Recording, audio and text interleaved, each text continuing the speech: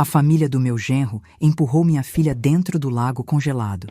Ela bateu a cabeça em uma pedra e quase se afogou. Enquanto eu gritava por socorro em desespero na margem, eles apenas riam. "É só uma brincadeira. Ela sabe nadar", gritavam enquanto entravam no carro. Quando a ambulância levou Sofia inconsciente, peguei meu telefone e liguei para meu irmão mais velho. "Isaac, eles estão voltando para casa agora", sussurrei. "Faça o que você faz de melhor." Mas antes de continuar, confira se você já está inscrito no canal e escreva nos comentários. De onde você está assistindo este vídeo? Adoramos saber até onde nossas histórias estão chegando.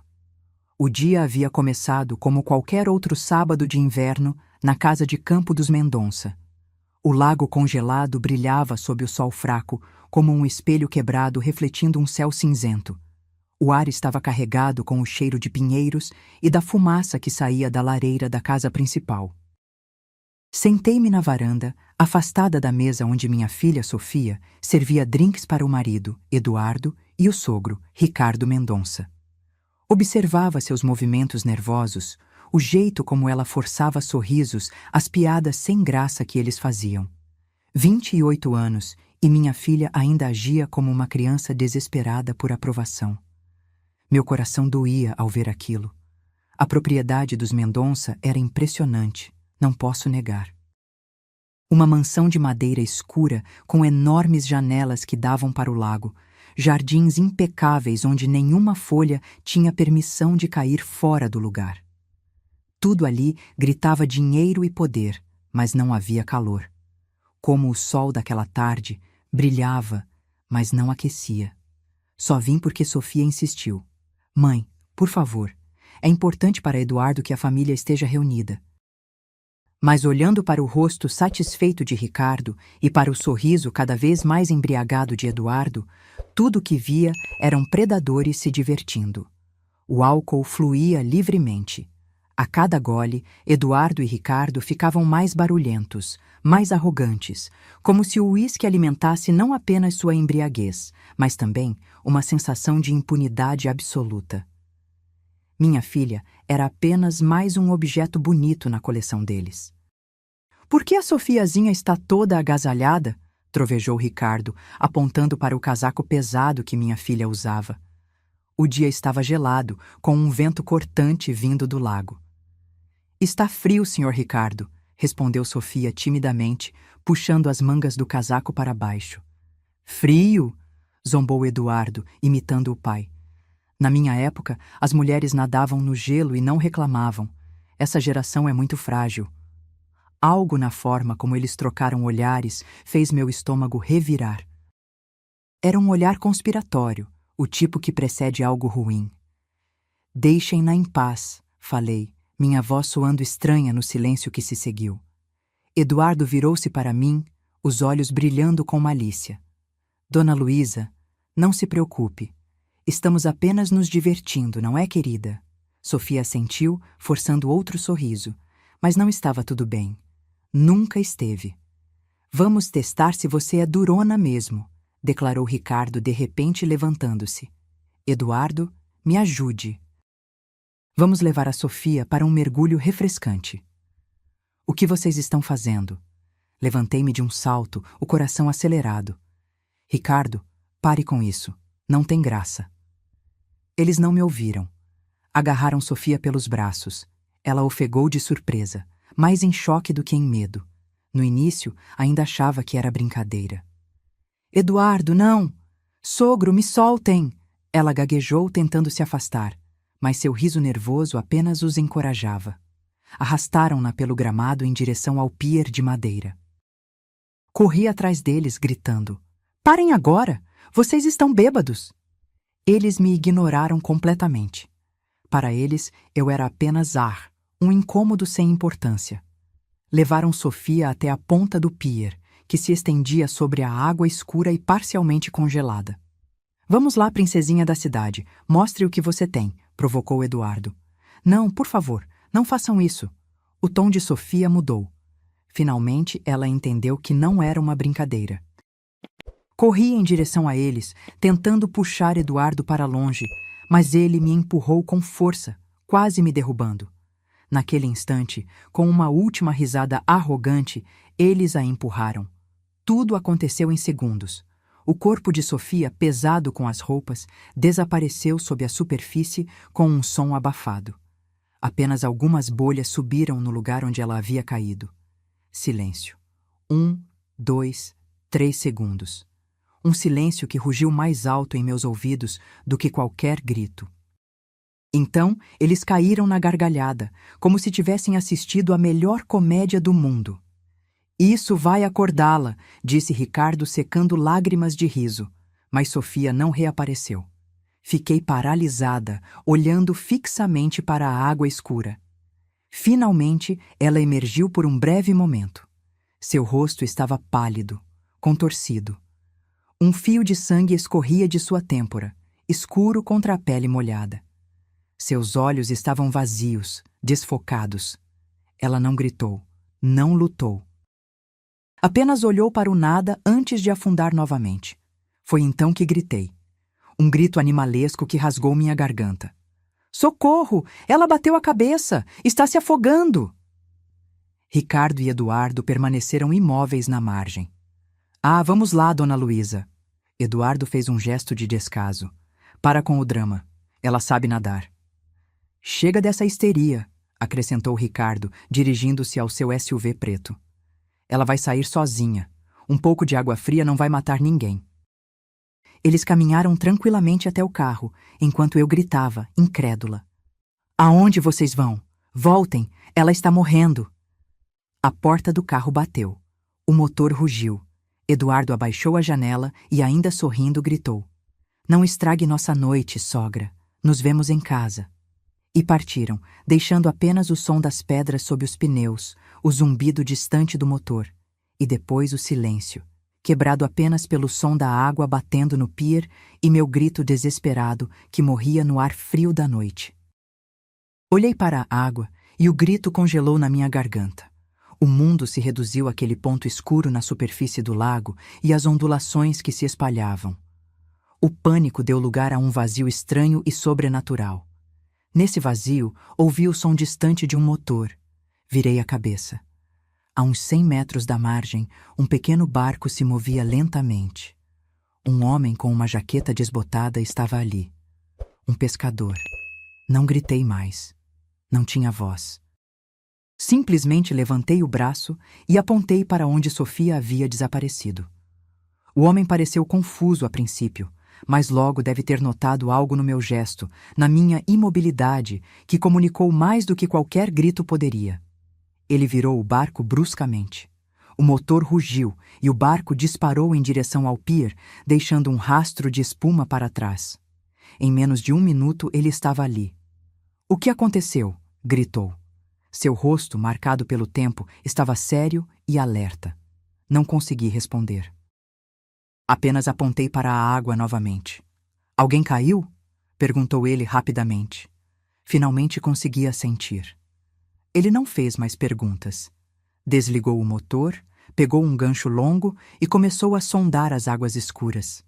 Observei seus movimentos, precisos, deliberados. Ele conhecia aquele lago, sabia o que fazer. E eu, que havia vivido quase 60 anos e enfrentado tantas adversidades, estava naquele momento tão indefesa quanto uma criança. Ele fisgou algo com o gancho. Vi um lampejo de tecido embaixo d'água.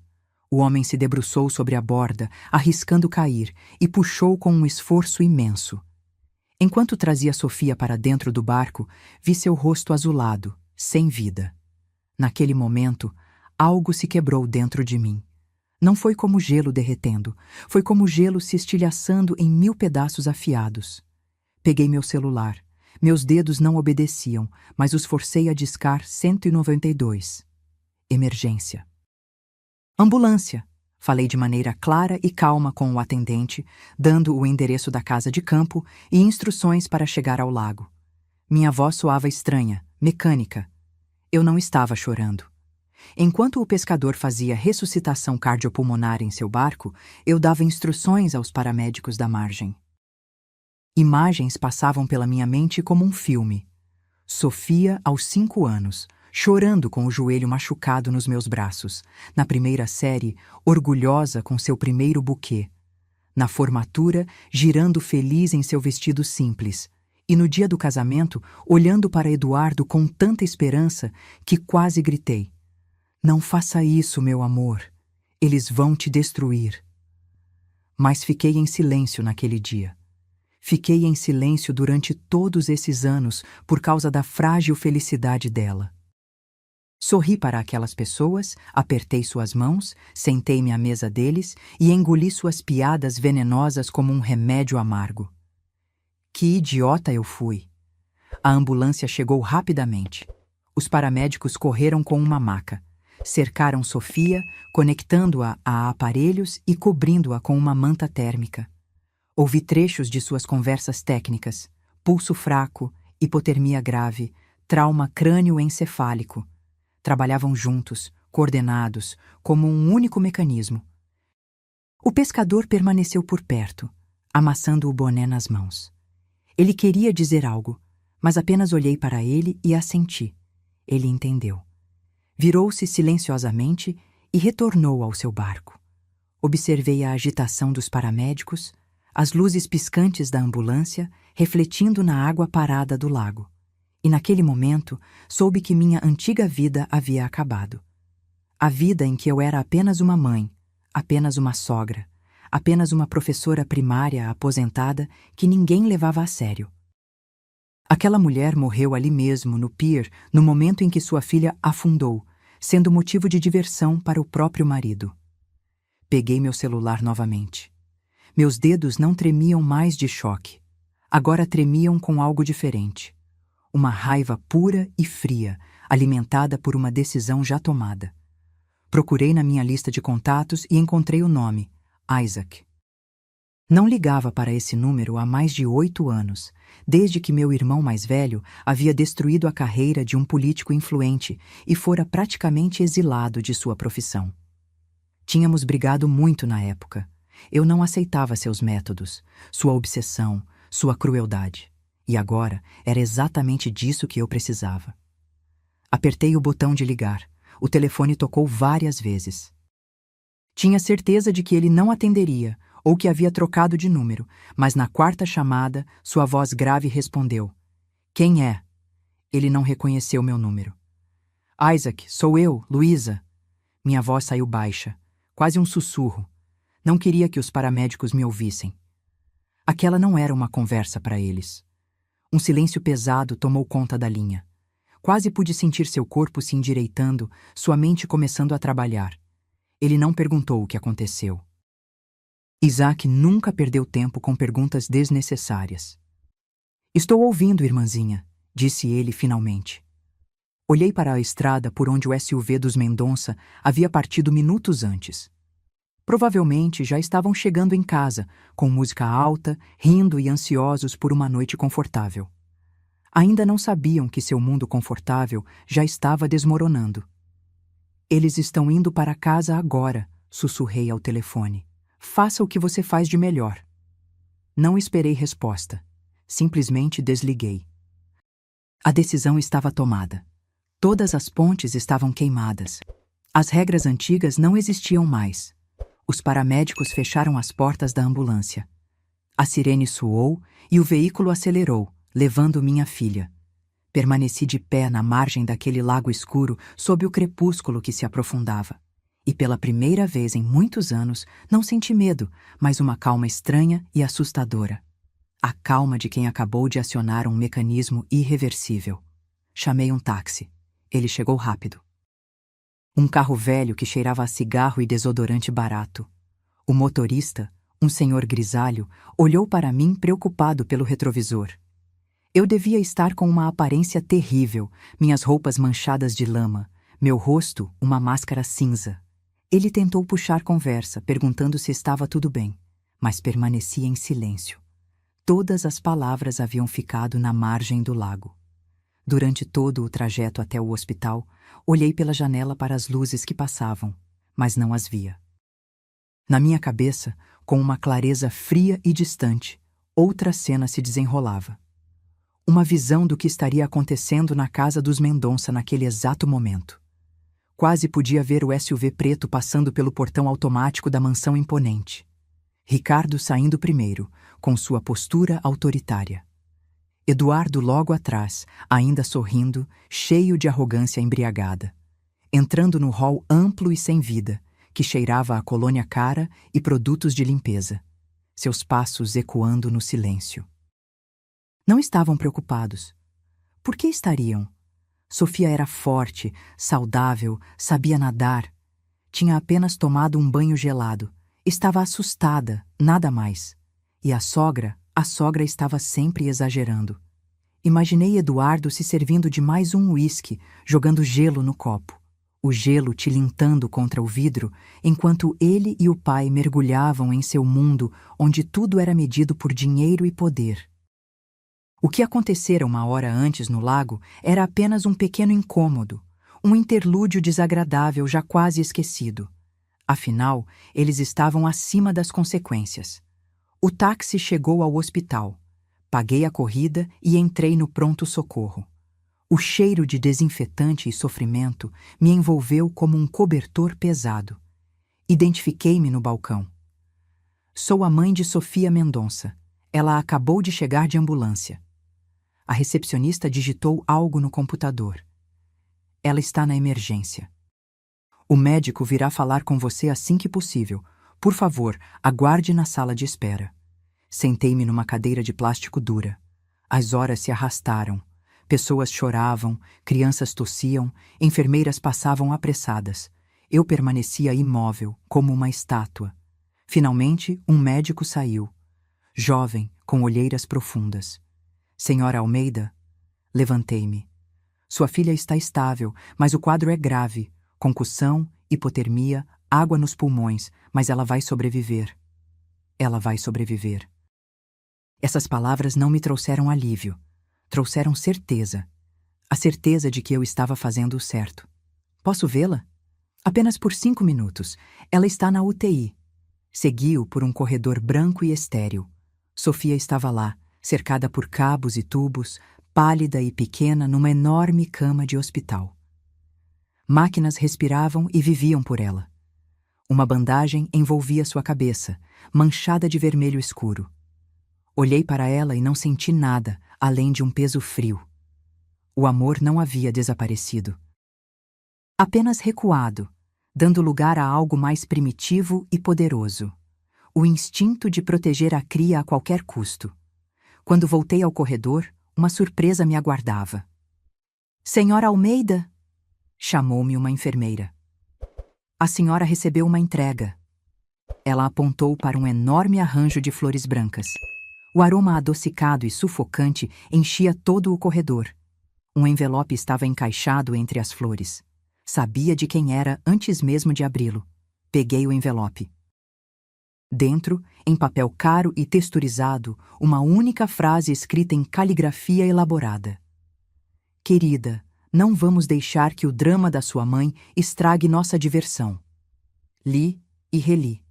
Nenhum músculo se moveu no meu rosto. Dobrei o bilhete cuidadosamente e o coloquei no bolso. Aquilo não era um pedido de desculpas. Era uma declaração de guerra. Eles não só não estavam arrependidos, como sequer entendiam a gravidade do que haviam feito. Ainda achavam que tudo não passava de um teatro, uma encenação minha.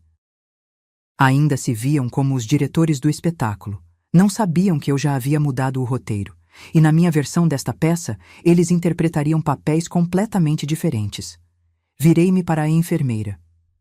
Por favor, jogue isso fora, disse, apontando para as flores. Minha filha é alérgica. A enfermeira olhou para mim confusa, depois para o arranjo luxuoso, depois para mim novamente. Piedade e incompreensão se misturavam em seu olhar. Ela provavelmente pensou que eu estava transtornada pela dor. Assentiu e se afastou, e eu fiquei no corredor, que sem aquele buquê ostensivo agora parecia ainda mais cinza e impessoal. Passei a noite no hospital, sentada numa cadeira desconfortável do lado de fora da UTI. Não dormi. Olhei fixamente para a porta branca, atrás da qual minha filha lutava pela vida, e planejei. Mas esses não eram os pensamentos que uma mãe normalmente teria em tal situação. Não rezei, não chorei, não revivi os acontecimentos em minha mente. Planejei. Sabia que Isaac já estava trabalhando. Conhecia meu irmão. Meu breve telefonema não foi apenas um pedido de ajuda, mas um sinal. Um sinal que ele esperara por todos aqueles anos de obscuridade, sem saber. Isaac era como um cão de caça, acorrentado por tempo demais. No passado, fora um dos melhores jornalistas investigativos do país. Ele enxergava através das pessoas, farejava mentiras como um predador fareja sangue. Sabia encontrar evidências que outros nem ousariam procurar. Mas seus métodos eram duros demais, imprudentes demais para o mundo polido do jornalismo tradicional. Ele não seguia regras, expunha feridas sem se importar com quem respingasse o pus. E um dia mexeu com a pessoa errada. Sua carreira foi destruída. Foi demitido, perdeu suas credenciais, tornou-se um pária. Refugiou-se na obscuridade, sobrevivendo com pequenos trabalhos freelance e escrevendo sob pseudônimos. Mas ele não havia perdido sua habilidade. Eu sabia disso. E também sabia por onde ele começaria. Isaac não se deteria no presente. Isso seria superficial demais para ele. Discussões de família, episódios de embriaguez, brigas entre parentes, não era seu nível. Isaac sempre buscava a raiz, a causa original. Ele mergulharia no passado de Ricardo Mendonça. Amanhã trouxe o cheiro de café do hospital e boas notícias. Sofia foi transferida para um quarto normal. Estava consciente novamente. O médico disse que era um milagre. Eu sabia que não era milagre. Era a determinação dela de viver. Minha menina sempre foi uma lutadora. Só esteve lutando do lado errado por muito tempo. Entrei no quarto. Ela estava deitada, com a cabeça voltada para a janela. Estava muito fraca, mal conseguia falar. Mãe, sussurrou. Segurei sua mão, estava fria. Estou aqui, querida. Estou com você. Ela olhou para mim e lágrimas brotaram em seus olhos. O Eduardo ligou? Não menti para ela. Sim, e mandou flores. O que ele disse? Uma tênue esperança moribunda transparecia em sua voz. Olhei diretamente nos olhos dela. Ele disse que eu estava sendo dramática. Ela não respondeu. Apenas virou-se para a janela e uma lágrima escorreu lentamente por sua bochecha. Só uma. Naquela única lágrima havia mais dor e desilusão do que em qualquer grito. Naquele momento, soube que ela também estava começando a enxergar. A água gelada do lago havia lavado o véu que ela usava há anos. O telefone tocou à tarde, quando eu tinha saído para tomar um pouco de ar no jardim do hospital. Era um número desconhecido. Sim, é Luísa. A voz de Isaac estava rouca e cansada. Ele não tinha dormido a noite toda. Eu sabia pelo jeito como ele pronunciava as palavras, como se estivesse rolando pedras na boca. Tenho algo para você. Ele não fez rodeios, foi direto ao ponto. Encontrei alguns arquivos antigos de 15 anos atrás. Mesmo lago, outro barco. Ricardo Mendonça e seu sócio na época, um homem chamado Carlos Vieira. Eles foram pescar. Apenas Mendonça retornou. Escutei, e o frio que se instalara em mim na margem do lago intensificou-se. Ele alegou que Vieira estava bêbado, caiu e bateu a cabeça no casco do barco. Um acidente. O caso foi encerrado depois de uma semana, continuou Isaac. Rápido demais para uma história como aquela. Localizei o detetive responsável pelo caso, Augusto Meirelles. Está aposentado agora e cria cavalos no interior. O velho lutou comigo por muito tempo, disse Isaac. Mas eu sei ser persuasivo. Eu sabia o que ele queria dizer. Sua persuasão podia ser devastadora. Meirelles cedeu. Disse que sofreu forte pressão de cima. Trouxeram-lhe um envelope cheio de dinheiro e uma foto da filha, que cursava medicina, e ele assinou o arquivamento. O quadro que se formava era macabro, feio, mas perturbadoramente lógico. Mas isso não é tudo, disse Isaac. Vieira tinha um filho. Ele tinha cerca de 12 anos na época. Não tinham contato. O pai havia abandonado a família. Encontrei-o. Agora trabalha como mecânico em Sorocaba. Ele odeia o pai, mas guardou algumas coisas dele, incluindo cartas. Cartas que Vieira escreveu para a irmã pouco antes de morrer. Nelas, deixou claro que Mendonça o havia fraudado em diversos negócios. Ele planejava denunciar tudo ao Ministério Público. Uma semana depois dessa carta, ele acidentalmente se afogou. Fechei os olhos. A vaga e inexplicável ansiedade que senti durante todos esses anos perto dos Mendonça, a preocupação que todos, inclusive Sofia, atribuíam à minha natureza excessivamente cautelosa, não era ansiedade. Era intuição, um profundo senso animal que me alertava sobre os monstros que viviam ao lado da minha filha. Não fiquei surpresa. Não fiquei chocada. Senti apenas uma confirmação estranha, como se tivesse andado por um quarto escuro a vida toda, esbarrando nos móveis, e alguém finalmente acendesse a luz, revelando que o quarto estava cheio de armadilhas. E agora? Perguntei. Minha voz estava perfeitamente calma. Agora temos vantagem, respondeu Isaac. Eles acham que isso é uma briga familiar. Não sabem que estamos jogando um jogo completamente diferente. Ele estava certo. Isso não era mais uma reação ao que fizeram com Sofia. Não era mais a vingança de uma mãe ferida. Era um ato de justiça restaurativa. A justiça que havia sido afogada junto com o corpo de Carlos Vieira naquele mesmo lago 15 anos atrás. Eu estava pronta para ir até o fim. Agora não tinha apenas o direito, mas também as provas. Desliguei o telefone e fiquei sentada no banco do jardim do hospital por um longo tempo. O sol fraco de inverno brilhava através dos galhos das árvores, mas não me aquecia. Olhei para minhas mãos. Elas não tremiam mais. Estavam firmes. Eram as mãos de alguém que sabia exatamente o que fazer a seguir. Os 2 dias seguintes passaram na névoa da rotina hospitalar. Levei sopa caseira para Sofia no quarto, ajudei-a a ir ao banheiro, li livros para ela. Quase não falamos sobre o incidente. Palavras não eram necessárias. Algo novo, frágil, mas genuíno, desenvolveu-se entre nós. Uma compreensão silenciosa. Ela não tentou mais justificar as ações deles. Simplesmente permaneceu calada. E em seu silêncio havia mais condenação do que em todas as minhas palavras. Eduardo parou de ligar. Aparentemente, decidiu dar a Sofia o tratamento do silêncio. Estava esperando que ela se acalmasse e ligasse para ele, como sempre acontecia depois das brigas. Não entendia que desta vez tudo era diferente. Ainda jogava de acordo com suas regras, em seu pequeno mundo confortável, onde era rei.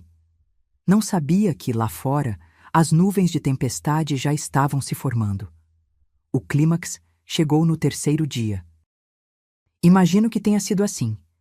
Ricardo Mendonça está sentado em seu vasto escritório, decorado com madeira escura e couro. Sua mesa está em perfeita ordem. Uma caneta cara, um laptop de última geração, vários celulares. Ele lê os relatórios matinais da Bolsa de Valores. Está calmo. Tem a situação sob controle. O incidente familiar com a nora mal o incomoda. Esse é problema do Eduardo. Pequeno, cotidiano, solucionável. Mulheres sempre causam problemas. Basta mostrar firmeza, e elas se arrastam de volta implorando perdão. Nesse momento, um de seus telefones toca, aquele sem identificador de chamadas, a linha para conversas particularmente delicadas. Ele vê quem está ligando e um sorriso satisfeito surge em seu rosto. É um velho amigo, o secretário de Segurança do Estado, Sérgio Monteiro, um homem que ele ajudou a resolver problemas por muitos anos, um homem que lhe deve favores. Sérgio, que prazer! A que devo a honra? Mas do outro lado da linha não houve nenhuma saudação amigável, apenas um tom seco, quase hostil. Ricardo, precisamos conversar urgentemente, e não por telefone. Ricardo franze a testa. Não gosta desse tom. Perturba a ordem natural das coisas. Aconteceu alguma coisa? Aconteceu. Um homem esteve no meu gabinete hoje. Alegou ser jornalista, embora parecesse mais um procurador. muito persistente. Internamente, algo se contrai em Ricardo pela primeira vez. Um nódulo frio e desagradável. E o que ele queria? Pergunta, tentando manter a voz indiferente. Queria falar sobre um caso de 15 anos atrás, o caso de um tal Carlos Vieira. Fez perguntas muito desagradáveis sobre o barco, sobre o dinheiro, sobre sua discussão com ele na noite anterior à morte. Ele sabia detalhes que só 3 pessoas poderiam saber: você, eu e o falecido delegado Meireles. O escritório, que 1 minuto antes parecia um bastião de seu poder e estabilidade, de repente começa a se fechar sobre ele. O ar fica rarefeito. Ricardo, continua Monteiro, e não há nenhum traço da antiga amizade em sua voz, apenas dureza. Já encobri essa história uma vez. Não farei isso novamente. Minha reputação é mais importante. Sugiro que resolva esse problema rapidamente e garanta que meu nome não apareça associado a isso novamente. Nunca mais. Você me entendeu? E ele desliga. Ricardo Mendonça permanece imóvel. Os números na tela do computador parecem um borrão sem sentido. Ele olha para as próprias mãos, as mesmas que ajudaram a empurrar minha filha na água gelada, e pela primeira vez em muitos anos sente-as começarem a suar. Seu cérebro, acostumado a ameaças corporativas, fiscalizações e processos judiciais, não consegue fazer a conexão imediatamente. Um jornalista qualquer, um caso antigo. Qual era a ligação? Ele chama Eduardo. Eduardo entra cambaleando no escritório, relaxado, com um leve cheiro de perfume caro misturado com álcool. Passou a manhã na academia e depois em um bar, ainda aguardando que Sofia ligasse implorando perdão. O que foi? Pergunta sem interesse. Ricardo encara o filho longamente e em seus olhos vazios e satisfeitos consigo mesmo, vê não seu herdeiro, mas a fonte de todos os seus problemas. Sua sogra, diz ele lenta e deliberadamente. Ela disse alguma coisa? Ameaçou a gente? Eduardo sorri. A sogra? O que ela vai fazer? Vai chorar, reclamar com a Sofia? Só isso. Ela ligou para alguém depois do que aconteceu no lago? Eduardo pensa. Acho que não. Ficou parada na margem como uma estátua. Gritava alguma coisa, mas eu não prestei atenção. E então, Ricardo lentamente percebe, como se veneno tivesse entrado em sua corrente sanguínea. Aquela mulher quieta e insignificante que eles nunca levaram a sério. Minha voz calma e inexpressiva ao telefone quando atendi a ligação de Eduardo. Minha recusa em conversar. Aquilo não era desespero. Era um plano. Ricardo levanta-se de um salto, indo até a janela. Seu mundo, tão sólido, tão inabalável, construído sobre dinheiro, contatos e medo dos outros, começa a tremer. Entende que não se tratava de uma briga familiar, nem mesmo de uma nora quase afogada. Tratava-se do que aconteceu 15 anos atrás no mesmo lago. Alguém havia desenterrado a tumba que ele havia cimentado com tanto cuidado, e ele sabe quem fez isso. Não eu, é claro. Eu apenas dei o sinal. Fiz a ligação que não foi para a polícia ou para a ambulância. Foi para o executor. Ela tem um irmão, diz ele, mais para si mesmo do que para Eduardo. Isaac Almeida, jornalista, ex-jornalista na verdade. Eu tinha me esquecido completamente dele. Eduardo olha para o pai, confuso. Não compreende a dimensão da catástrofe. Ainda pensa na esposa, no inconveniente, na noite arruinada. Mas Ricardo já entendeu tudo. Ele entendeu que a granada que ele mesmo colocou nas minhas mãos já estava sem o pino. E todos esses anos eu estava apenas segurando a alavanca de segurança. Naquele dia no lago, eu a soltei. Ele pega o telefone, começa a ligar para todos os números guardados em sua agenda protegida. Pessoas alimentadas por suas mãos durante anos que lhe deviam sua posição, sua riqueza. Sua voz, normalmente autoritária e calma, racha como gelo fino. Ele exige, ameaça, implora. Tenta acionar o mecanismo habitual, o mecanismo de supressão, o mecanismo de apagar verdades inconvenientes. Mas o mecanismo falha. Do outro lado da linha, houve confusão, uma polidez fria e com frequência cada vez maior, apenas o tom de ocupado. Seu mundo não o obedece mais. As pessoas que haviam rido de suas piadas ontem agora fingem não reconhecer sua voz. O navio começou a afundar e os ratos foram os primeiros a sentir. Não simplesmente correram.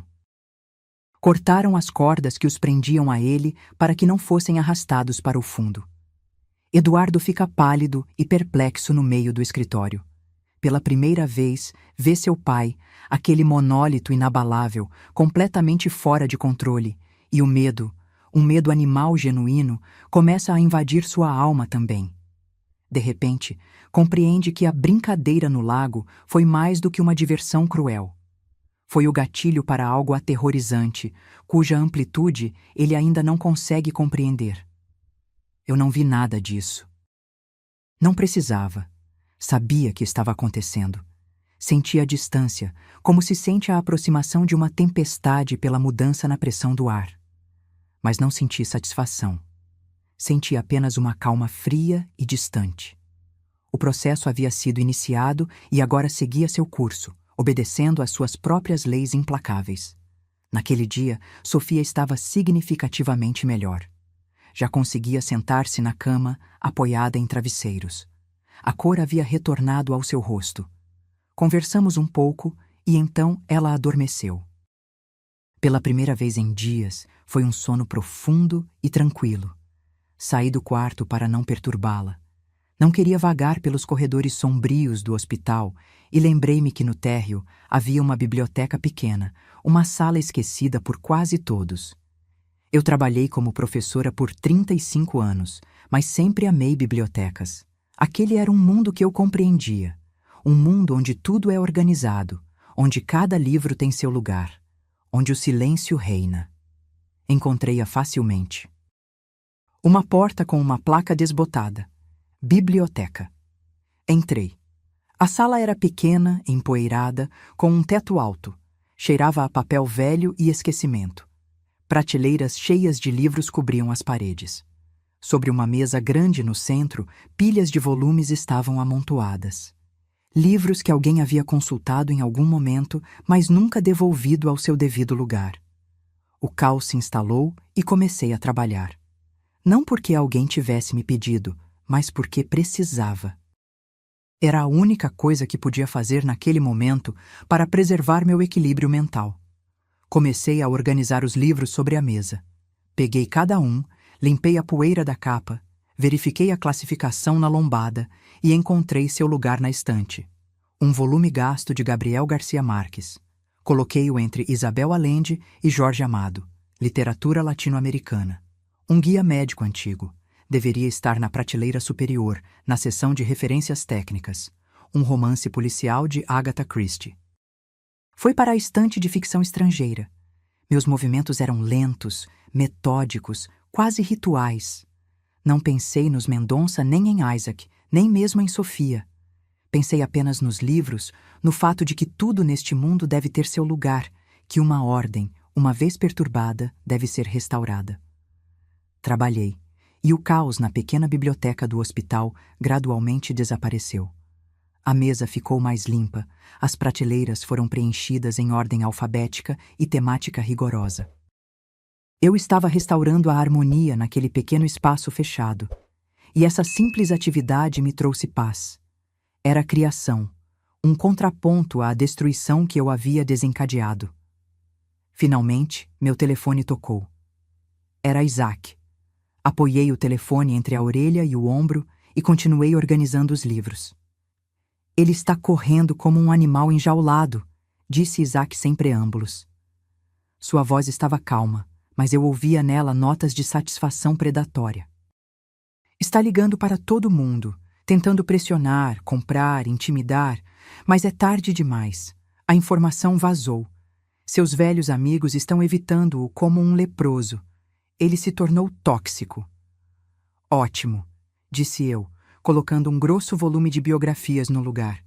Ele sabe que sou eu e sabe que estou agindo a seu pedido.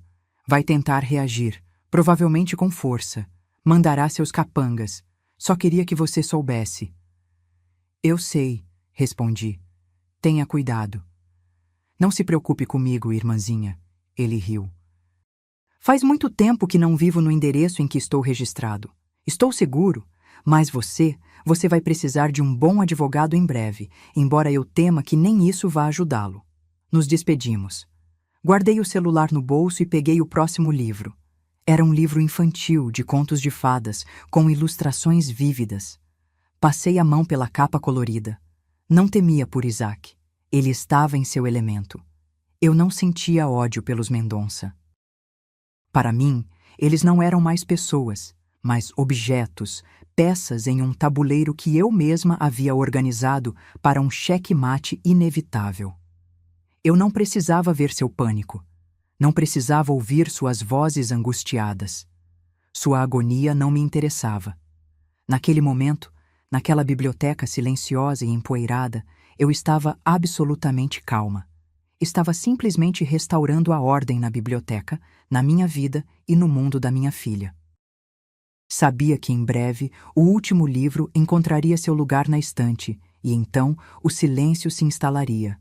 Um silêncio final, verdadeiro e completo. Quando o último livro da mesa encontrou seu lugar na estante, senti um cansaço profundo, não físico, mas espiritual, como se tivesse concluído uma tarefa muito longa e difícil. Olhei ao redor da sala silenciosa e organizada. A harmonia agora reinava aqui. Saí da biblioteca, fechando a porta firmemente atrás de mim, e retornei ao mundo de cheiros de hospital e sons abafados. Enquanto isso, do outro lado da cidade, a agonia de Ricardo Mendonça atingia seu ápice. Ele havia esgotado todos os seus recursos. Suas ligações não eram mais completadas. Suas ameaças provocavam apenas irritação. Ele entendeu que seu império, que parecia eterno e inabalável, era apenas um castelo de cartas, e alguém havia removido a carta mais importante da fundação. O desespero é um péssimo conselheiro. Leva pessoas inteligentes a cometerem atos estúpidos e previsíveis, e Ricardo, tendo perdido a capacidade de agir com sutileza, decidiu agir com brutalidade. Recorreu ao último argumento que lhe restava: a violência. Ligou para o chefe de sua equipe de segurança, um homem de expressão dura, queixo quadrado e olhar vazio, um ex-policial que realizava os trabalhos mais sujos para ele. Preciso do endereço desse jornalista, Almeida, e preciso que conversem com ele muito seriamente. Tão sério que ele esqueça não só o meu nome, mas o dele também. O homem assentiu silenciosamente. Para ele, era um trabalho rotineiro. Encontrar o endereço na cidade não foi difícil, especialmente com acesso a certos bancos de dados. 1 hora depois, 2 carros escuros, sem identificação, entraram no pátio de um antigo condomínio nos arredores da cidade. 4 homens robustos, com jaquetas pretas idênticas, saíram. Entraram no prédio, que cheirava a mofo e umidade, sem pressa, mas com determinação, e subiram até o 4º andar. Foram ao apartamento 412. Uma porta de fórmica descascada, uma campainha enferrujada. Um deles apertou o botão. Em resposta, silêncio. Apertou novamente. Silêncio. Entrem, ordenou o mais velho brevemente. Eles não se preocuparam com a fechadura. Um deles, o maior, recuou alguns passos, correu e arrombou a porta com um estrondo ensurdecedor. Invadiram o apartamento, mas estava vazio. Não estava apenas vazio. Estava abandonado. Uma fina camada de poeira sobre os móveis velhos e quebrados, uma pilha de correspondências não abertas no chão, plantas mortas nas janelas. Era óbvio que ninguém morava ali há muito tempo. Haviam caído em uma armadilha, simples, mas humilhante justamente por sua simplicidade. Enquanto se entreolhavam na penumbra do apartamento deserto, meu irmão Isaac, a poucos quilômetros de distância, em um quarto de hotel anônimo, olhava para a tela de seu laptop. Uma plataforma de blog estava aberta. O texto já havia sido digitado. O título brilhava em letras grandes e impactantes. Afogado 2 vezes no mesmo lago, história de 15 anos de impunidade. Abaixo do título havia um texto conciso e devastador. Fatos, datas, nomes, cópias das cartas de Vieira, transcrições da entrevista secreta com o ex-delegado Meireles gravada em um gravador, o depoimento do pescador que resgatou Sofia, a foto do arranjo de flores com o bilhete anexo e, finalmente, o relato do que aconteceu no lago 3 dias antes. Tudo apresentado com precisão clínica, sem emoção, sem acusação, apenas fatos. Mas a totalidade deles era mais aterradora do que qualquer veredito. Isaac olhou para o relógio. Ele estava esperando este momento. Sabia que viriam atrás dele. Ele mesmo havia plantado a dica através de um de seus informantes. Sabia que a força bruta seria o último movimento desesperado deles, e o usou. Exatamente no momento em que os homens de Ricardo arrombaram a porta de seu antigo apartamento, expondo seus métodos para toda a vizinhança, Isaac moveu o cursor para o botão Publicar. Abaixo do artigo, uma lista de destinatários já estava preparada. Endereços de e-mail de todas as principais agências de notícias do país, redações de todos os canais de TV regionais e nacionais, endereços oficiais do Ministério Público e da Polícia Federal, endereços de influenciadores e figuras públicas importantes. Respirou fundo, expirou e apertou o botão. No segundo seguinte, clicou em Enviar em seu programa de e-mail. Foi isso. O mecanismo foi acionado. O gênio estava fora da garrafa. Nos primeiros minutos, nada aconteceu. Mas então seu celular, que estava ao lado dele na mesa, começou a vibrar. Primeiro uma ligação, depois outra. Então o aparelho vibrou sem parar. Jornalistas farejando sangue se lançaram sobre a presa. A história que Ricardo Mendonça tentou enterrar com tanto cuidado não simplesmente veio à tona. Explodiu. A tentativa de intimidação física, a porta do apartamento arrombada, tudo isso se tornou não uma refutação, mas uma confirmação. Transformou uma reportagem investigativa em uma história policial sensacionalista. A matéria viralizou instantaneamente. Dezenas de sites a divulgaram. Espalhou-se pelas redes sociais. Em poucas horas, o nome Mendonça deixou de ser um símbolo de sucesso e respeitabilidade para se tornar sinônimo de crime e crueldade. Sua última tentativa desesperada de silenciar a verdade apenas a fez gritar mais alto, tão alto que todos podiam ouvir. Queriam apagar uma faísca, mas em vez disso provocaram um incêndio. E agora tudo o que lhes restava era ficar parados observando as chamas consumirem seu mundo. Isaac desligou o celular e o laptop, guardou-os na mochila, levantou-se e foi até a janela. Lá fora, uma cidade indiferente continuava seu ritmo. Seu trabalho estava concluído. Agora, outras forças agiriam de maneira mais ampla e lenta. O aparato estatal, a opinião pública. Ele fizera o que fazia de melhor. Simplesmente contara a história, a verdadeira história. E a verdade, como sabemos, às vezes é mais aterrorizante do que qualquer ficção. 1 mês se passou. Eu estava no meio da sala de estar que até pouco tempo era desconhecida, e agora simplesmente vazia. O ar cheirava a papelão, poeira e despedida. Os raios de sol que entravam pelas janelas sujas desenhavam listras no chão, onde partículas de poeira dançavam. A última caixa estava selada com fita adesiva. Passei a mão sobre ela. Nela, com a letra de Sofia, estava escrito: Livros, cuidado frágil. Minha filha sentou-se no parapeito da janela, abraçando os joelhos. Olhava para a rua, para a vida agitada e indiferente da cidade. Naquele mês, ela havia mudado muito, não externamente. Por fora, ela ainda era a mesma, esbelta, com cabelos claros e olhos grandes e sérios. Mas algo havia desaparecido de seu olhar. O esforço desesperado de agradar a todos havia sumido. O medo havia sumido. Em seu lugar, havia uma sabedoria silenciosa e ligeiramente triste. Ela havia crescido mais naquele mês do que nos últimos 10 anos. Trabalhamos em silêncio, um silêncio aconchegante e reconfortante que só existe entre pessoas muito próximas. Não precisávamos de palavras para nos entender. Cada movimento estava cheio de significado.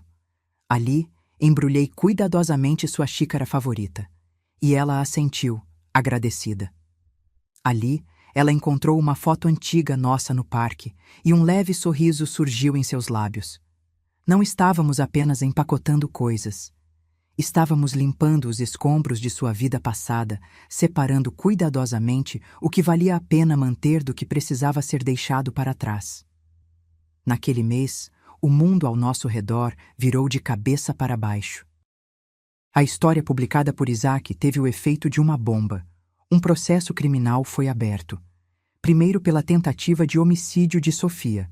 Depois, após os depoimentos do ex-delegado e do filho de Vieira, o antigo caso de 15 anos atrás também foi reaberto. Ricardo e Eduardo foram presos. Seus rostos, confusos e incrédulos, foram mostrados em todos os telejornais. Seu império empresarial desmoronou. Sócios se afastaram. Contas foram congeladas.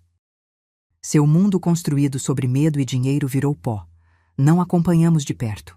Não lemos as notícias. Não assistimos aos programas de TV que discutiam o caso. Não precisávamos.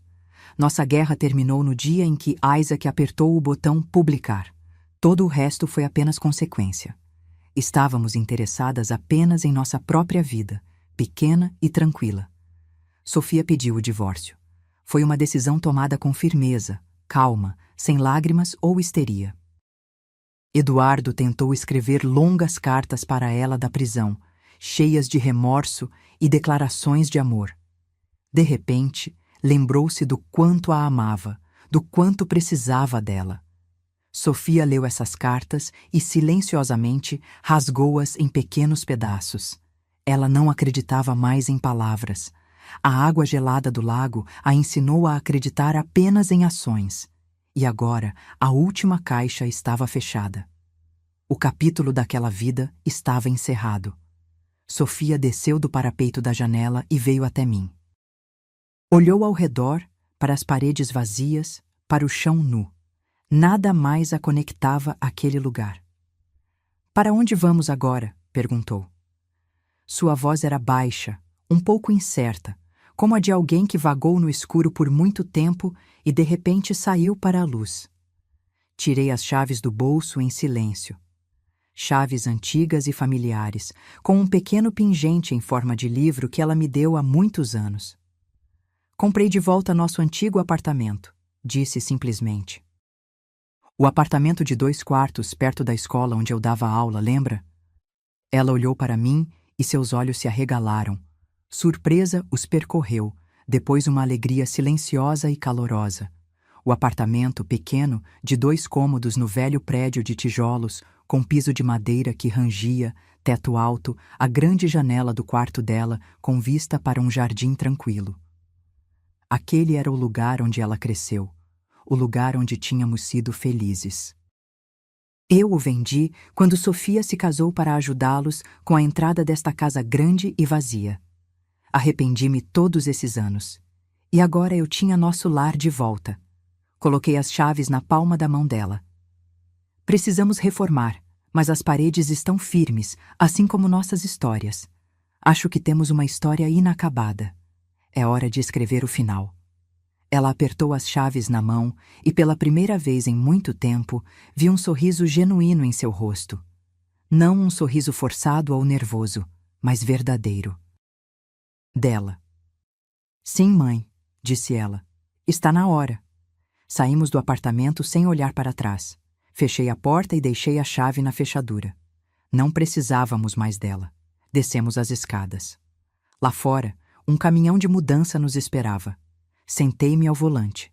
Sofia sentou-se ao meu lado. Atravessamos a cidade, iluminada pelo sol da tarde. Olhei para a estrada e, pela primeira vez em muitos anos, não senti medo do futuro. Sabia que ficaríamos bem. Minha liberdade não estava na punição dos meus inimigos, nem no fato de finalmente acreditarem em mim. Minha verdadeira liberdade estava sentada ao meu lado agora, olhando pela janela para as casas que passavam, com o céu se refletindo em seus olhos. A liberdade é a segurança da minha filha e a possibilidade simples e tranquila de recomeçar em um pequeno apartamento perto de onde eu costumava ensinar, onde histórias inacabadas e livros não lidos aguardam seu momento. E tínhamos tempo. Uma vida inteira para ler todos eles. Agora, se você gostou dessa história, clica em se inscrever e me diz nos comentários qual parte te deixou de queixo caído. Ah, e não esqueça de se tornar membro para ter acesso a vídeos exclusivos que não posto aqui. Te espero lá.